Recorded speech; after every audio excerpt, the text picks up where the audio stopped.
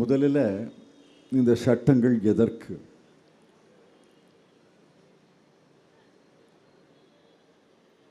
Indian penal கோடில் நாங்கள் பிரிவு பிரிவாக ஒப்பிட்டு பார்த்து உறுதியாக சொல்கிறேன், 90 முதல் 95% பழைய பிரிவுகள், பழைய வாசகங்கள், பழைய சொற்கள், பழைய சொற்றொடர்கள் அப்படியே புதிய சட்டத்தில் காப்பி அடித்து ஒட்டியிருக்கிறார்கள். கிரிமினல் ப்ரொசீஜர் கோடை பொறுத்தவரையில் 95% காப்பி அடித்து ஒட்டியிருக்கிறார்கள். இந்தியன் எவிடன்ஸ் ஆக்டில் 99% காப்பி அடித்து ஒட்டியிருக்கிறார். இதை நான் பல மாதங்களாக சொல்லி வருகிறேன். அரசு மறுக்கிறதை ஒழிய, அதுவும் மழுப்பலாக மறுக்கிறார்களே ஒழிய விவாதத்துக்கு தயாராக இல்லை. நியாயமாக ஒரு பட்டிமன்றம் நடத்தணும், அரசின் சார்பிலே வழக்கறிஞர்கள் வரணும், இந்தியா கூட்டணியின் சார்பிலே இந்த பக்கம் வழக்கறிஞர்கள் இருக்கணும். அங்கே ஸ்க்ரீனில் பழைய பிரிவு, புதிய பிரிவு, மொத்தம் எத்தனை பிரிவுகள் என்று ஒரு பிரிவாக ஒப்பிட்டு பார்க்கணும். இந்தியன் பீனல் கோடில் 513 பிரிவுகள் இருக்கின்றன, 26 அத்தியாயங்கள் இருக்கின்றன. 26 அத்தியாயங்களில் அவர்கள் செய்தது, அவர்களுடைய கூற்றுப்படி 24 பிரிவுகளை நீக்கியிருக்கிறார்கள், 22 பிரிவுகளை சேர்த்திருக்கிறார்கள். ஆக 513 பிரிவுகளில் 24 + 22 46 பிரிவுகளிலே கை வைத்திருக்கிறார்கள் என்றால் எதற்காக 450 பிரிவுகளை மாற்றணும்? அதே மாதிரி கிரிமினல் ப்ரொசீஜர் கோடில் 95%, இந்தியன் எவிடன்ஸ் ஆக்டில் 99% அப்படியே காப்பி அடித்து ஊட்டியிருக்கிறார். கேட்டால் பிரிட்டிஷ் காலனி சட்டத்தை நாங்கள் தூக்கி எறிகிறோம். என்ன பிரிட்டிஷ் காலனி சட்டத்தை தூக்கி எறிஞ்சிருக்கீங்க? உண்மையிலே சொல்லப்போனால் லார்ட் மெக்காலே அவர்களுக்கும் சர் ஜேம்ஸ் ஃபிட்ஸ்ஜேம் ஸ்டீஃபன்ஸ் அவர்களுக்கும் அஞ்சலி செலுத்தியிருக்கிறார்கள். இது பாஸ்துமஸ் ட்ரிபியூட். அவர்கள் எழுதிய ஆங்கிலத்தை எங்களால் மாற்ற முடியவில்லை, அதைவிட சிறந்த ஆங்கிலத்தை எழுத முடியவில்லை என்று ஒப்புதல் வாக்குமூலம். 90 முதல் 99% காப்பி அடித்து ஒட்டியிருக்கிறார்கள் என்றால் என்ன காலனி ஆதிக்கத்தை நீங்கள் எதிர்க்கிறீர்கள்? உங்களுடைய இயலாமையை, கையாளகத்தன தன்மையை, அவர்கள் எழுதியதை விட சிறந்த வாசகங்களை எங்களால் எழுத முடியவில்லை என்பதை ஒப்புதல் தந்திருக்கிறார்கள். ஆக இந்த சட்டத்தில் திருத்தங்கள் செய்யணும். நான் செய்ய வேண்டாம்னு சொல்லலை. இப்போ கிரிமினல் ப்ரொசீஜர் கோடை, பழைய கிரிமினல் ப்ரொசீஜர் கோடு 1903 நினைக்கிறேன், 1973 நம்ம மாற்றுறோம். அந்த மாதிரி எழுதியிருந்தால் பரவாயில்ல. காப்பி அடித்து ஒட்டியதுக்கு எதற்காக சட்டம்? என்ன பண்ணியிருக்கணும்? நீங்கள் புதிதாக ஒரு பிரிவை சேர்க்க வேணும்னா அதை திருத்தமாக சேர்த்துருக்கலாம், அமெண்ட்மெண்ட். ஒரு பிரிவை நீக்க வேண்டும் என்றால் அதை டெலீட் பண்ணியிருக்கலாம். அவ்வளோதானே செஞ்சுருக்கணும். அதற்காக அனைத்து சட்டங்களிலேயும் அனைத்து பிரிவுகளையும் எதை மாற்றியிருக்கிறார்கள்? எண்களை மாற்றியிருக்கிறார்கள், செக்ஷன் நம்பரை மாற்றியிருக்கிறாங்க. இப்போ லட்சக்கணக்கான வழக்கறிஞர்கள், ஆயிரக்கணக்கான நீதிபதிகள், பல லட்சம் காவல்துறை அதிகாரிகள் மீண்டும் படிக்கணும். இப்போ 302 என்றால் கொலை என்று சின்ன பிள்ளைக்கு கூட தெரியும், நேற்று தேர்ந்த கான்ஸ்டபிளுக்கு கூட தெரியும். இப்போ அதனுடைய பிரிவை தேடணும்னா 101க்கு போகணும். ஏன் 201 101 103? எதுக்கு 302 மாற்றுறீங்க? 302 மாற்றி 302 203 மாற்றுறதுல என்ன லாபம் இருக்கு உங்களுக்கு? இது குழப்பத்தை தான் விதைக்கும். பல நீதிமன்றங்களில் அந்த பெரிய குழப்பம் இருக்கும். ஆக முதல் செய்தி. ரெண்டாவது செய்தி,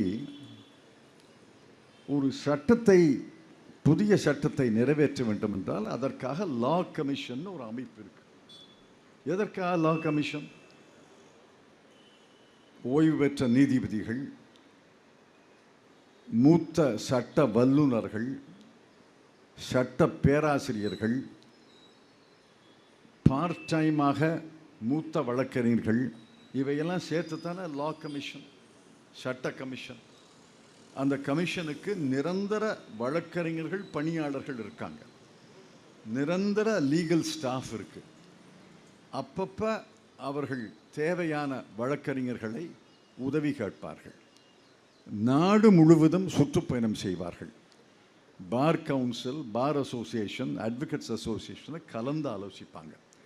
பிறகு லா கமிஷன் அறிக்கை தரும். அந்த அறிக்கை நாடாளுமன்றத்தில் தாக்கல் செய்யப்படும். அந்த லா கமிஷனுக்கிட இந்த 3 சட்டத்தையும் தந்து, இதை நாங்கள் திருத்தணும்னு விரும்புகிறோம், இந்தந்த யோசனைகள் எங்களுக்கு இருக்குது, எப்படி திருத்தலாம்னு லா கமிஷனை கேட்டிருக்கணுமா இல்லையா? லா கமிஷன் அவர்கள் வழக்கப்படி 6 மாதம் 9 மாதம் எடுத்துக்கொண்டு அனைத்து சட்டங்களையும் முழு நேரமாக படித்து பிறகு அறிக்கை தந்து, அதை உள்துறை அமைச்சகம் அதை ஆராய்ந்து நாடாளுமன்றத்திலே வரைவு சட்டத்தை தாக்கல் செய்து, நாடாளுமன்றத்திலே விவாதம் நடந்து, நிலைக்குழுவிலே விவாதம் நடந்து சட்டத்தை நிறைவேற்றுவதுதான் சரி. எதற்காக லா கமிஷனை புறக்கணிக்கின்றீங்க? Law commission has been bypassed. ஏன்? அதுக்கு என்ன காரணம்? காரணம் சொல்லணும் இல்லை. யாரோ 5-6 பேரை பார்ட் டைம் உறுப்பினர்களாக சேர்த்து, அவங்க பார்ட் டைம், முழு நேரம் அல்ல, பார்ட் டைம் பகுதி நேர உறுப்பினர்களாக ஒரு குழு அமைத்து, அந்த பகுதி நேர குழுவு ஒரு தயாரித்து, இந்த அறிக்கையை தரல, எங்களுக்கு வரைவு சட்டம் தான் வந்திருக்கு. இந்த வரைவு சட்டத்துக்கு பின்னாடி இருந்த அறிக்கை வரல. வரைவு சட்டம் வந்துச்சு. அந்த வரைவு சட்டத்தை நாடாளுமன்றத்தில் அறிமுகம் செய்தார்கள். நிலைக்குழுவுக்கு போணுச்சு. நிலைக்குழுக்கு தலைவர் உத்தரப்பிரதேசத்தினுடைய முன்னாள் காவல்துறை தலைவர். அவர் காவல்துறை தலைவராக இருந்தே இந்த சட்டத்தினுடைய நிலைக்குழுக்கு தலைவராக இருப்பது தவறு. உத்தரப்பிரதேசத்தில் என்ன சட்டம் ஒழுங்கு இருக்கு? அவர் என்ன காவல்துறை தலைவராக இருந்தார்? நல்ல மனுஷன், அது விடுங்க. அவர் அரசு சொன்னதை அப்படியே ஏற்றுக்கொண்டார். ஆக லா கமிஷனுக்கு இதை ரெஃபரன்ஸ் செய்யாதது, லா கமிஷனுடைய ஆலோசனையை கேட்காது மிகப்பெரிய தவறு. சரி, சட்டத்தில் சீர்திருத்தம் பண்ணுறீங்க. இப்போ உலகம் முழுவதும் மரண தண்டனை என்பது ஒழிக்கப்பட்டிருக்கிறது.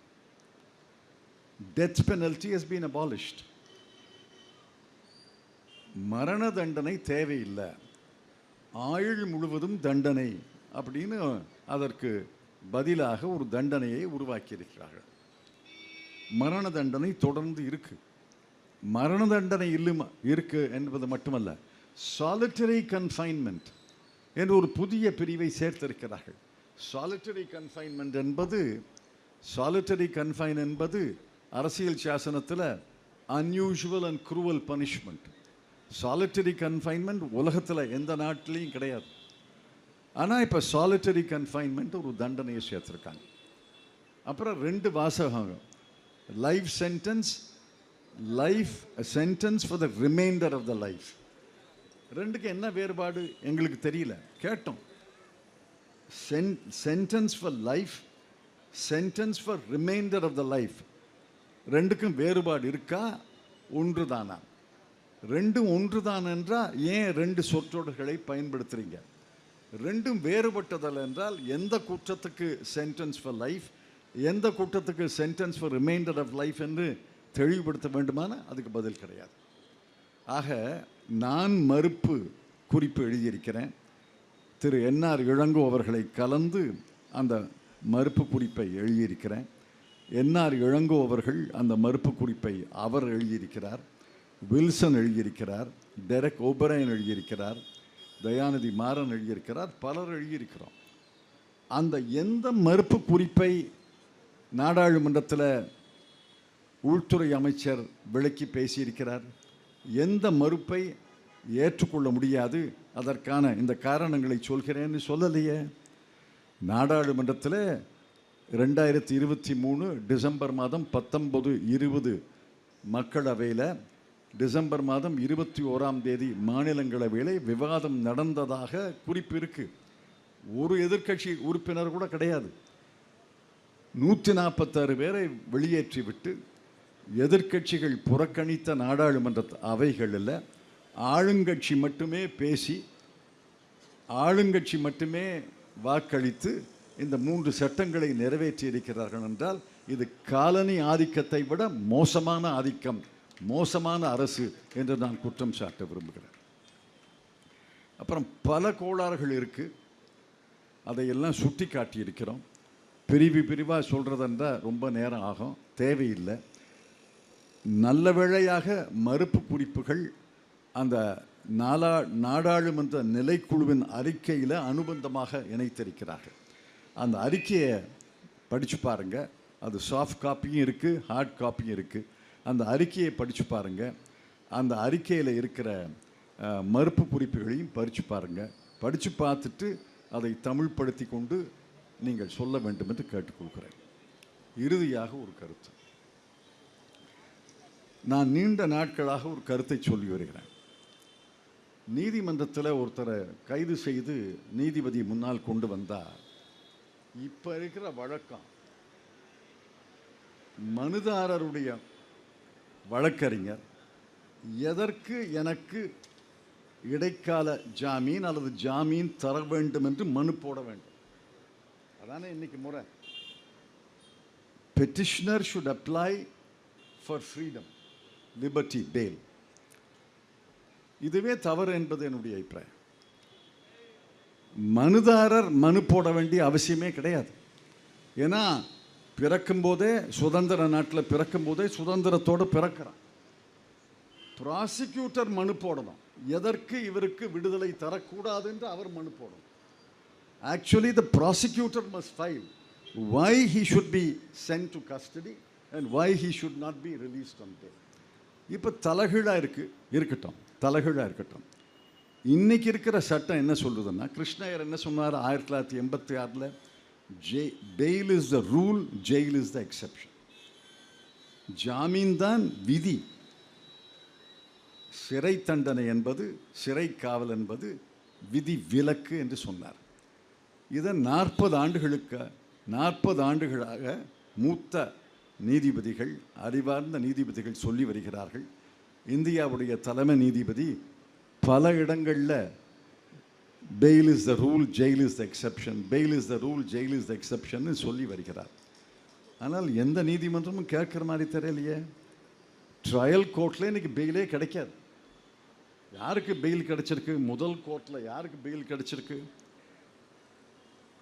1000 ஒருத்தருக்கு பெயில் கிடைக்கலாம், அது கூட எனக்கு தெரியாது. எனக்கு தெரிஞ்சு ட்ரையல் கோர்ட்டில் எந்த முக்கிய வழக்கிலையும் பெயிலே தர்றது கிடையாது. அப்புறம் ஹைகோர்ட்டுக்கு வருது. ஹைகோர்ட்டில் 90% பெயில் மறுக்கப்படுகிறது. அதனால தான் சுப்ரீம் கோர்ட்டில் ஒவ்வொரு அமர்வு 17-16 அமர்வுகள் இருக்குது. ஒவ்வொரு அமர்வுலையும் ஒவ்வொரு பெஞ்சிலையும் காலையில் 5-10 பெயில் அப்ளிகேஷன் வருது. ஆக சுப்ரீம் கோர்ட்டில் மட்டும் ஒரு நாளைக்கு ஏறத்தாழ 100 பெயில் அப்ளிகேஷன் வருது. பல பெயில் அப்ளிகேஷன் தேங்கி நிற்கிது, அதை லிஸ்டிங் ஆகலை. ஆக எத்தனை பேர் சுப்ரீம் கோர்ட்டில் போய் பெயில் வாங்க முடியும்? இந்த சட்டம் இதை இன்னும் மோசமாக்கிறது. இன்றைக்கி இருக்கிற சட்டம் 15 நாட்கள் தான் போலீஸ் காவலில் எடுக்க முடியும்னு. இப்போ இருக்கிற சட்டம் அதில் மிகப்பெரிய குழப்பத்தை ஏற்படுத்தி இருக்கு.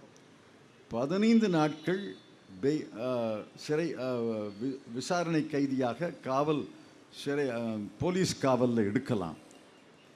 இப்போ அது முதல் 15 நாட்கள் தான் இன்றைக்கி சட்டம். இளங்கோ விளக்குவார். முதல் 15 நாட்களில் கைதானோ முதல் 15 நாட்கள் தான் காவல் கைதியாக எடுக்கலாம். இப்போ இந்த 15 நாளை 3 நாள், 2 நாள், 4 நாள் துண்டாக எடுக்கலாம்னு ஒரு சட்டம். இது என்ன ஆகும்? நடைமுறையில் என்ன ஆகும்? ஒரு கைதி அங்கே நீதிபதி முன்னால் கொண்டு போகிறப்படுறாருன்னா காவல்துறை ப்ராசிக்யூட்டர் என்ன சொல்வார்? எனக்கு 4 நாள் போலீஸ் காவல் வேணும். 4 நாள் போலீஸ் காவல் வேணும்னு கேட்கும்போது மீண்டும் நான் வந்து 3 நாள் 4 நாள் போலீஸ் காவல் கேட்பேன் அப்படின்னு சொல்கிற 4 நாள் காவல் கேட்குறார். ஆக 4 நாள் காவலுக்கு பிறகு நீதிபதி என்ன செய்வார்? மீண்டும் ஒரு வாரம் கழித்து 4 நாள் காவல் கேட்பாங்கன்னா அந்த இடைப்பட்ட ஒரு வாரத்தில் ஜாமீனாக தருவார். அந்த இடைப்பட்ட ஒரு காலத்தில் ஜுடிஷியல் கஸ்டடியில் அனுப்புவார். அதனுடைய விளைவு என்ன? துண்டு துண்டாக போலீஸ் காவலை கேட்க முடியும் என்றால், அதுவும் 15 நாட்களை துண்டு துண்டாக 60 முதல் 90 நாட்களுக்குள்ளே கேட்க முடியும் என்றால், இடைப்பட்ட காலங்களிலே கண்டிப்பாக நீதிபதிகள் 199 நீதிபதிகள் சிறை காவலுக்கு அனுப்புவாங்க. அதனுடைய விளைவு என்ன? 69 நாட்கள் 90 நாட்களுக்கு பெயிலே கிடைக்காது. யாருக்கும் ஜாமீனே கிடைக்காது. எவ்வளவு சின்ன குற்றம் செய்திருந்தாலும், எவ்வளவு பெரிய குற்றம் செய்திருந்தாலும் ஜாமீனே கிடைக்காது. இது என்ன சட்டம்? இது சுதந்திர நாட்டில் இந்த சட்டம் அரசியல் சாசனத்துக்கு முரணானது என்று சொல்கிறோம். அது அரசியல் சாசன வழக்குகளை போடுவார்கள், அதில் தீர்ப்பு வரும். இந்த இடைப்பட்ட காலத்தில் என்ன ஆகும்? நான் சொல்கிறேன், முடிச்சுக்கிறேன். குறுகிய காலத்திலே மிகப்பெரிய குழப்பம் ஏற்படும். ஒவ்வொரு நீதிமன்றத்திலையும், ஒவ்வொரு மாநிலத்திலையும், ஒவ்வொரு ஹைகோர்ட்லேயும் பல வியாக்கியானங்கள் வரும். மிகப்பெரிய குழப்பம் இருக்கும். அந்த வியாக்கியானங்களுக்கு ரெஃபரன்ஸாக லா கமிஷனுடைய அறிக்கை இருந்திருந்தால், இதுதான் லா கமிஷன் யோசித்தது, எண்ணியது, ஆகவே அதன்படி இந்த பிரிவை வியாக்கியானம் செய்யணும்னு சொல்லலாம். லா கமிஷன் ரிப்போர்ட் கிடையாது. எதை ரெஃபர் பண்ணுவீங்க? அமைச்சருடைய உரையை ரெஃபர் பண்ண முடியும். ஆக குறுகிய காலத்திலே மிகப்பெரிய குழப்பம் ஏற்படும். இடைப்பட்ட காலத்திலே பல்வேறு வழக்குகள் நடக்கும். ஒரு உயர் நீதிமன்றத்தில் இந்த பிரிவு செல்லாதுன்னுவாங்க, இன்னொரு உயர் நீதிமன்றத்தில் இந்த பிரிவு செல்லாதுன்னுவாங்க. அவங்க தீர்ப்பு தருவாங்க. அந்த தீர்ப்பையெல்லாம் சேகரித்து உச்சநீதிமன்றம் தீர்ப்பு தரதுக்கு பல நாட்களாகும். நீண்ட காலத்தில் என்ன ஆகும்? கர்நாடகாவில் ஆகியிருக்கு. அவங்க 25 திருத்தங்களை நாங்கள் மாநில சட்டசபையிலே நிறைவேற்ற வேண்டும் என்று முடிவெடுத்திருக்காங்க. ஏன்னா இது கன்கரண்ட் சப்ஜெக்ட், பொதுப்பட்டியல் இருக்குது. பொதுப்பட்டியல் இருப்பதால் மாநில அரசுகள், மாநில சட்டப்பேரவைகள் திருத்த முடியும். ஆக திராவிட முன்னேற்ற கழக அரசு தமிழ்நாடு சட்டப்பேரவையில் 10 திருத்தங்களை கொண்டாது. அதே நேரத்தில் அங்கே மத்திய பிரதேசத்தில் இருக்கிற பாரதிய ஜனதா கட்சி அரசு ஒரு 5 திருத்தங்களை கொண்டாடுது. எந்த திருத்தங்களை அவர்கள் ஏற்றுக்கொள்வார்கள், எந்த திருத்தங்களை மறுப்பார்கள்? ஒரு கண்ணில் வெண்ணெய் வச்சு, ஒரு கண்ணில் சுண்ணாம்பை வச்சு, இது தமிழ்நாடு சட்டசபை நிறைவேற்றிய திருத்தம் அரசியல் சாசனத்தின் 254 பிரிவு படி நான் மறுக்கிறேன்னா மறுத்ததான். இன்னொரு மாநிலத்தினுடைய சட்ட திருத்தை ஏற்றுக்கொண்டால் நீங்கள் இந்தியன் பீனல் கோடை பாருங்கள், கிரிமினல் ப்ரொசீஜர் கோட் பாருங்கள், மாநில திருத்தங்கள் அடங்கியது தான் இன்றைக்கி சட்டம். ஆக மாநிலங்கள் திருத்த முடியும். மாநிலங்கள் அனைத்து திருத்தங்களையும் கொண்டு வர முடியும். இப்போ நம்மெல்லாம் முடிவெடுத்து முதலமைச்சரிடம் சொல்லி, சட்ட அமைச்சரிடம் சொல்லி, இந்த திருத்தங்களை எல்லாம் தமிழ்நாடு சட்டப்பேரவையில் நிறைவேற்ற வேண்டும் என்று ஒரு முடிவெடுத்து அந்த திருத்தங்கள் நிறைவேற்றப்பட்டால் அரசு ஒப்புதல் தருமா தராதா? ஒப்புதல் தர வேண்டும். ஒப்புதல் தருவார்களா என்ற நம்பிக்கை எனக்கு இல்லை. ஒப்புதல் தர மறுப்பார்கள். ஆக மிகப்பெரிய குழப்பம் ஏற்படும், மிகப்பெரிய சோதனை ஏற்படும். இந்த கிரிமினல் சட்டமே, கிரிமினல் சட்டத்தினுடைய பரிபாலனமே, அட்மினிஸ்ட்ரேஷன் ஆஃப் கிரிமினல் ஜஸ்டிஸ் மிகப்பெரிய குழப்பத்தில் ஆளும். ஆகவே இந்த சட்டங்களை நிறுத்தி வைக்க வேண்டும். இதை மீண்டும் லா கமிஷனுக்கு அனுப்பி மறுபரிசீலனை செய்ய வேண்டும் என்பதுதான் நம்முடைய கோரிக்கை.